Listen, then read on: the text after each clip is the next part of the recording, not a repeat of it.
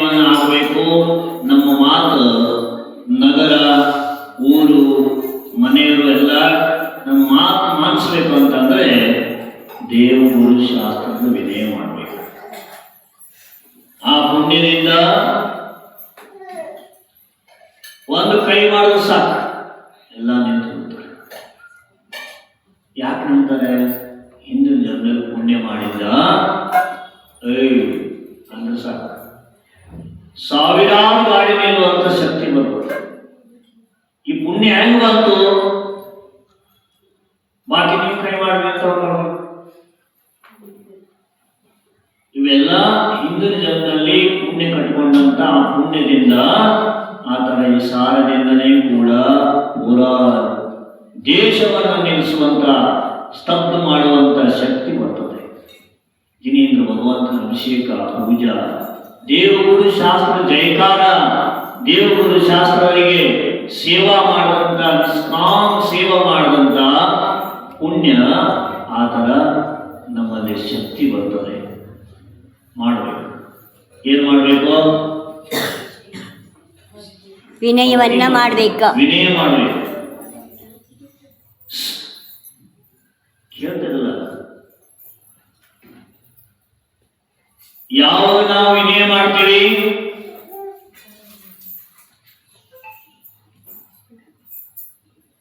ಏನ್ ಮಾಡ್ತೀವಿ? ಫೋಟೋ ತೆಗಿಯಂಗಿಲ್ಲ. ಮತ್ತೆ ಎಲ್ಲಾ ಮಾನವಗಳಿಗೆ ಬೆಳಂಗಿಲ್ಲ. ನಾವು ಬೆಳ್ತಾ ಇದೀವಂತೆ ಮಕ್ಕಳು ಸುಧಾರಣೆ ಮಾಡ್ಲಿಕ್ಕೆ ಎಲ್ಲ ಮಾನವರಿಗೆ ಬೆಳಂಗಿಲ್ಲ. ಯಾಕೆ? ತಮ್ಮ ಆತ್ಮ ಕಲ್ಯಾಣ ಶಿಕ್ಷಕ ಮಾಡ್ಯಾರ. ನಾವು ಮಕ್ಕಳು ಇದ್ದು ಅವ್ರ ಆತ್ಮ ಕಲ್ಯಾಣ ಆಗಲಿ, ನಮ್ದು ಕಲ್ಯಾಣ ಆಗಲಿ, ನಾವು ವಿದ್ಯಾರ್ಥಿ ಅಂದರೆ ಅರ್ಥ ಆಗಲ್ಲ ಜನರಿಗೆ. ನಿಮ್ಮೂರಿಗೆ ಎಷ್ಟು ಜನ ಮಾಡೋದು ಬರ್ತಾರೆ? ಈ ಹುಡುಗ ಹೆಚ್ಚು ಕಲ್ಯಾಣ ಮಾಡ್ತಾರೆ ಅಂತ ಹೇಳ್ತಾರೋ? ನಿಮ್ಮನ್ನ ಈಗ ಕರೆದ ಅಭಿಷೇಕ ಮಾಡಿಸ್ತಾರೋ? ಏನ್ ಬೇಕಾದ್ರೂ ಮಾಡ್ಕೊಳ್ಳಂತ ಶಾಂತಿ ಬರ್ತಾವ. ವಿಚಾರ ಮಾಡಿ. ಇಷ್ಟೊಂದು ಅವಸರ ಸಿಕ್ಕೈತೆ, ಆದ್ರೂ ಕೂಡ ನಾವು ಮನೇಲಿ ಆಸೆ ಮಾಡ್ಕೊಂಡು ಎಂಟೆಂಟ ಗಂಟೆಗಳನ್ನು ಮಲ್ಕೊಂಡಿರ್ತೀವಿ ಅಂತಂದ್ರೆ ಇನ್ನು ನಿಮ್ಮ ಜಾಗೃತಿ ಮಾಡೋದು ಮತ್ತೆ ಆಗಿರಲ್ಲ. ವಿಚಾರ ಮಾಡಿ. ತಂದೆ ತಾಯಿಗಳು ಸಾಕಾಗಿತ್ತು ಅಂತ ಹೇಳಿ ಅವರಿಂದ ನಮ್ಮ ಆತ್ಮ ಕಲ್ಯಾಣ ಮಾಡ್ಕೊಂಡು ದೀಕ್ಷೆ ತಗೊಂಡು ಹೋಗೋದು ನಿಮ್ಗೆ ಹೇಳಿ ಹೇಳಕ್ಕೆ ಬರ್ತದೆ. ಇಷ್ಟೆಲ್ಲ ಅವಸರ ಸಿಕ್ಕು ನಾವು ಆತ್ಮ ಕಲ್ಯಾಣ ಮಾಡ್ಕೊಳ್ಳೋಕೆ, ಪುಣ್ಯ ಕಟ್ಕೊಳ್ಳೋಕೆ ನಾವು ಆಸೆ ಮಾಡಿ ಅಂದ್ರೆ ಆ ಜೀವದ ಕರ್ಮದ ಬಹಳ ಉದಯ ಇರ್ತದೆ. ಕರ್ಮ ಉದಯ ಬಂದಾಗ ಯಾರಿಗೂ ಏನು ಹೇಳಕ್ ಬರಲ್ಲ. ಪ್ರಯತ್ನ ಪಡೋಷ್ಟು ಪಡಬೇಕು. ಯಾವ್ದೊಂದು ಎರಡು ಜೀವ, ಈಗ ಭವ್ಯ ಜೀವ ಕಲ್ಯಾಣ ಆಯ್ತು ಅಂದ್ರೂ ಕೂಡ ಲಾಭ ಆಗುತ್ತೆ. ಅದಕ್ಕಾಗಿ ಪ್ರಯತ್ನ ಪಡೋದಿರ್ತದೆ. ಈ ಒಂದು ಶಾಂತಿದಾಗ ಅಭಿಷೇಕ ಬಹಳ ಒಂದು ಪುಣ್ಯಾತ್ಮ ಜೀವ ಮಾಡ್ತಾರೆ. ಇನ್ನು ಹೇಳಿದ್ದೆ ನಾನು, ಅಭಿಷೇಕ ಮಾಡ್ಲಿಕ್ಕೆ ಯಾರು ಯೋಗ್ಯ ಇರ್ತಾರ? ಯೋಗ್ಯ ಇದ್ರು ಕೂಡ ಯಾರು ಶುದ್ಧ ವಸ್ತ್ರ ಮಡಿ ಹಾಕೊಂಡು ಬಂದಿರ್ತಾರಲ್ಲ, ಯಾರು ಶುದ್ಧ ಮಡಿ ಹಾಕೊಂಡು ಬಂದಿರ್ತಾರೆ ಅವ್ರು ಮಾತ್ರ ಅಭಿಷೇಕ ಮಾಡ್ಲಿಕ್ಕೆ ಯೋಗ್ಯ ಇರ್ತಾರೆ. ಹೊಸ ವಸ್ತ್ರ ಅಂಗಡಿಯಿಂದ ತಂದು ಹಾಕಿದಾಗ ಶುದ್ಧ ಆಗಂಗಿಲ್ಲ. ಅಲ್ಲಿ ಯಾರ್ಯಾರು ಹುಟ್ಟಿರ್ತಾರೆ, ಯಾರ ಹೆಂಗಸರು ಯಾರ ಗಂಡಸರು ಎಲ್ಲಿ ಯಾರು ನೋಡ್ತಿರ್ತಾರೆ ಹೇಳಬಾರಲ್ಲ, ತಂದು ಮಡಿ ಹಾಕಿದ್ರೆ ಮಾತ್ರ ಅಭಿಷೇಕ ಮಾಡ್ಲಿಕ್ಕೆ ಯೋಗ್ಯ ಇರ್ತದೆ. ಕೆಲವರು ಏನ್ ಮಾಡ್ತಾರೆ, ಅದು ಇಸ್ತ್ರಿ ಹೊಡೆದ ಹಂಗೆ ಚಲೋ ಇದೆ, ಅದು ಮಡಿಗಿರಂಗಿಲ್ಲ. ಸ್ತ್ರೀಯರಿಗೆ ಅಭಿಷೇಕ ಮಾಡಕ್ ಬರಂಗಿಲ್ಲ, ಪುರುಷರು ಮಾತ್ರ ಅಭಿಷೇಕ ಮಾಡ್ಲಿಕ್ಕೆ ಬರ್ತದೆ. ಯಾಕೆ? ಇದು ಪ್ರಶ್ನೆ. ಯಾಕೆ ಮಾಡಬಾರ್ದು? ಸ್ತ್ರೀಯರಿಗೆ ತನ್ನ ಪುರುಷರನ್ನ, ಮಕ್ಕಳನ್ನ ಅಭಿಷೇಕಕ್ಕೆ ಬಂದು ಹಚ್ಚಕ್ ಅವ್ರಿಗೆ ಚಾನ್ಸ್ ಇರ್ತದೆ. ಸ್ತ್ರೀಯರು ಜನ್ಮಾಭಿಷೇಕ ಸಹಿತ, ತೀರ್ಥಂಕರ ಜನ್ಮಾಭಿಷೇಕ ಸಹಿತ ಸೌದರ್ಮೇಂದ್ರ ಈಶಾನೇಂದ್ರ ಮಾಡ್ತಾರೆ. ಇಂದ್ರಾಣಿ ಮಾಡಂಗಿಲ್ಲ. ಕೆಳಗೆ ನಿಂತ್ಕೊಂಡು ನೃತ್ಯ ಮಾಡ್ತಿರ್ತಾರೆ. ಪತಿದೇವ ಅಭಿಷೇಕ ಮಾಡೋದು ನೋಡಿ ನೃತ್ಯ ಮಾಡ್ತಿರ್ತಾರೆ. ಹಿಂಗ್ಯಾಕೆ? ಅವ್ರ್ಯಾಕೆ ಮಾಡಿಲ್ಲ?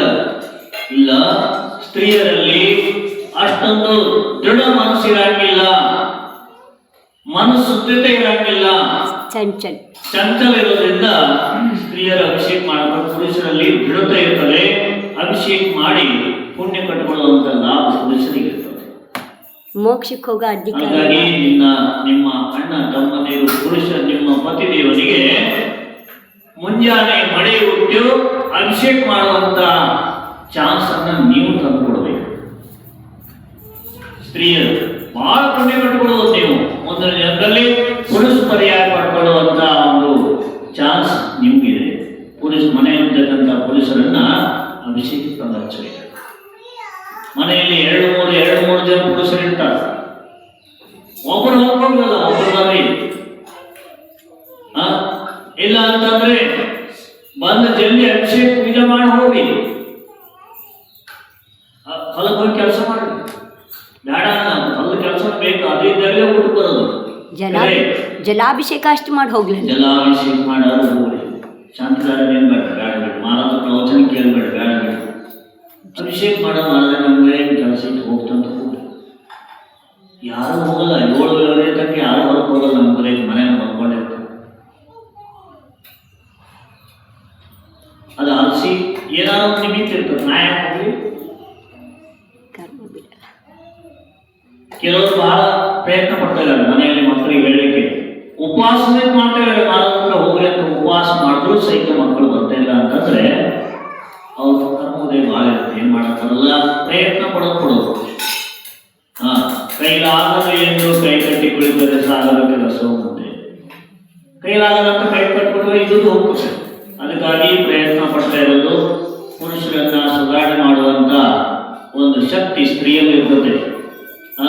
ಶ್ರೇಣಿಕ ರಾಜನನ್ನ ನರಕಕ್ಕೆ ಹೋಗುವಂತ ಶ್ರೇಣಿಕ ರಾಜನನ್ನು ಕೂಡ ತೀರ್ಥಂಕರನ್ನ ಭಕ್ತರಾಗಿ ಮಾಡಿದ್ದು ಯಾರು? ಚೆನ್ನ ರಾಣಿ.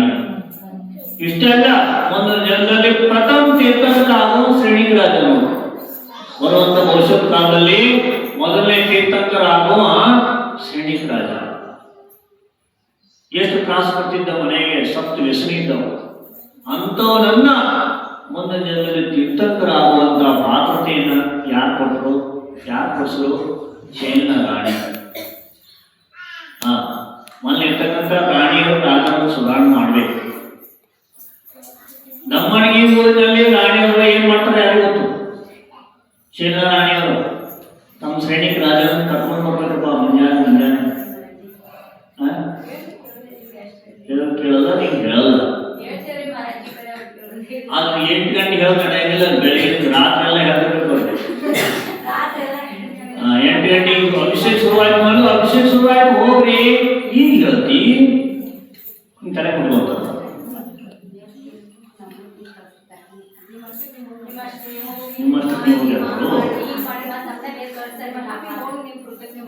ಗಾಡಿ ಕಿಕ್ ಹೊಡೆದು ಸಾಕು, ಗಾಡಿ ಓಡಕ್ಕೆ ಕಾರ್ ಮುಂದೆ ಇರಬೇಕು. ಕಿಕ್ ಎಷ್ಟು ಹೊಡೆದು ಕಿಕ್ ಮುರಿದು ಕೂಡ ಗಾಡಿ ಚಲೋದು. ಪ್ರಯತ್ನ ಪಡ್ತಾ ಇರೋದು. ಆದ್ರಾಯ್ತು, ಆದ್ರಿಲ್ಲ. ಇನ್ನು ನೀವು ಪ್ರಯತ್ನ ಪಡ್ರಿ. 2 ದಿವಸ ಐತೆ ಅಷ್ಟೇ. ನಾಳೆ ನಾಡಿದ್ದು. ಇವತ್ತು ಶುಕ್ರವಾರ, ಶನಿವಾರ, ರವಿವಾರ ವಿಧಾನಿದೆ. ವಿಧಾನ ಆದ ನಂತರ ಶಿಬಿರದ ಸಮಾಪ್ತಿ ಆಗೋಯ್ತು. ಅವತ್ತೇ ಗಿಫ್ಟ್ ಕೊಡೋದಲ್ಲ, ಅವತ್ತೇ ವಿಧಾನದ ನಂತರ ಬಹುಮಾನ ಎಲ್ಲ ಕೊಟ್ಬಿಡ್ತಾರೆ. ಆ ವಿಧಾನ ದಿವಸನೇ ಶಿಬಿರ ಸಮಾಪ್ತಿ ಆದ್ರಿಂದ ಮುಂದೆ ನಿಮ್ಮ ಕರೆಯಲೇ ಆಗಲ್ಲ.